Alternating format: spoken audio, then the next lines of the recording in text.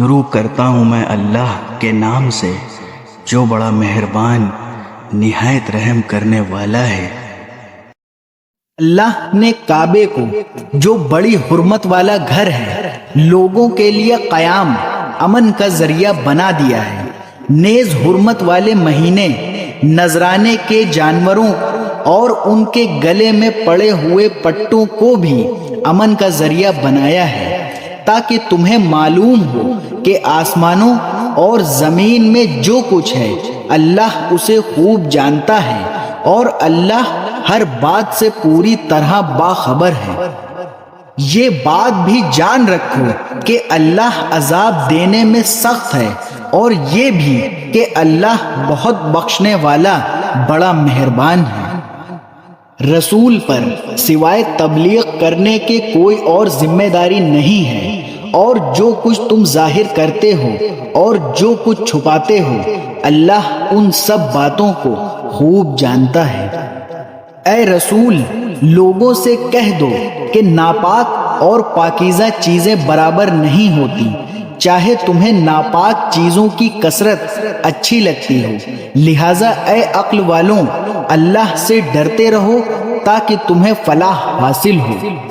ایمان والوں، ایسی چیزوں کے بارے میں سوالات نہ کیا کرو جو اگر تم پر ظاہر کر دی جائیں تو تمہیں ناگوار ہوں، اور اگر تم ان کے بارے میں ایسے وقت سوالات کرو گے جب قرآن نازل کیا جا رہا ہو تو وہ تم پر ظاہر کر دی جائیں گی۔ البتہ اللہ نے پچھلی باتیں معاف کر دی ہیں اور اللہ بہت بخشنے والا بڑا بردبار ہے۔ تم سے پہلے ایک قوم نے اس قسم کے سوالات کیے تھے، پھر ان کے جو جوابات دیے گئے ان سے منکر ہو گئے۔ اللہ نے کسی جانور کو نہ بحیرہ بنانا طے کیا ہے، نہ سائبہ، نہ وسیلہ اور نہ حامی،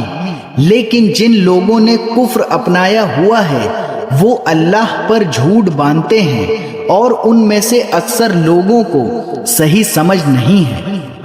اور جب ان سے کہا جاتا ہے کہ اللہ نے جو کلام نازل کیا ہے اس کی طرف اور رسول کی طرف آؤ، تو وہ کہتے ہیں کہ ہم نے جس دین پر اپنے باپ داداؤں کو پایا ہے ہمارے لیے وہی کافی ہے۔ بھلا اگر ان کے باپ دادے ایسے ہوں کہ نہ ان کے پاس کوئی علم ہو اور نہ کوئی ہدایت، تو کیا پھر بھی یہ انہی کے پیچھے چلتے رہیں گے؟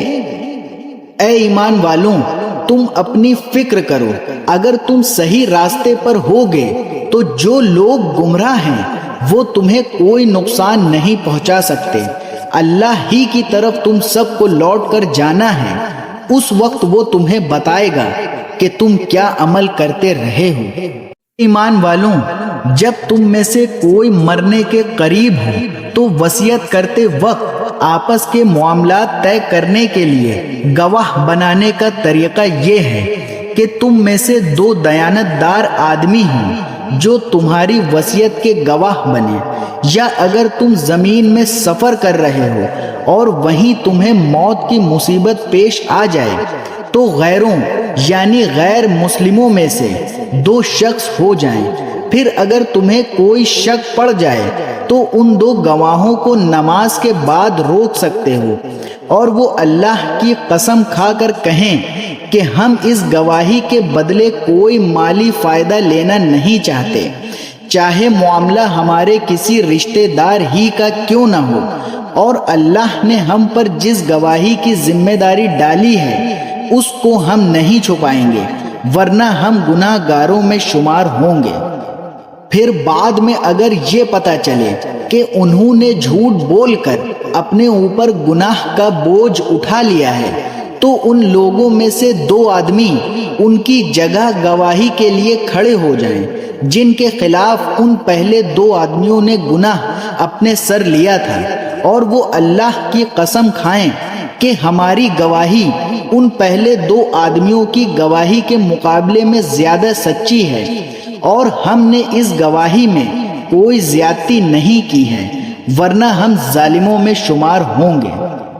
اس طریقے میں اس بات کی زیادہ امید ہے کہ لوگ شروع میں ہی ٹھیک ٹھیک گواہی دیں، یا اس بات سے ڈریں کہ جھوٹی گواہی کی صورت میں ان قسموں کے بعد لوٹا کر دوسری قسمیں لی جائیں گی جو ہماری تردید کریں گے؟ اور اللہ سے ڈرو اور جو کچھ اس کی طرف سے کہا گیا ہے اسے قبول کرنے کی نیت سے سنو۔ اللہ نافرمانوں کو ہدایت نہیں دیتا۔